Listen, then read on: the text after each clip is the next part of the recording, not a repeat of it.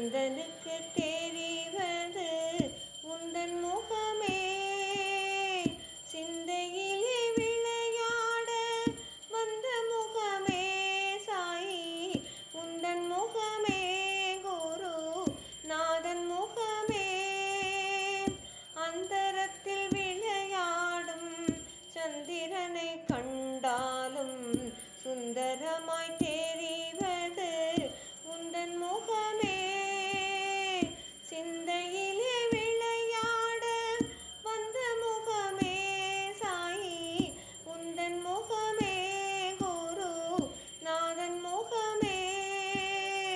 கண்ணன் கதை கேட்டாலும் கந்தன் புகழ் கேட்டாலும் கருத்தினில்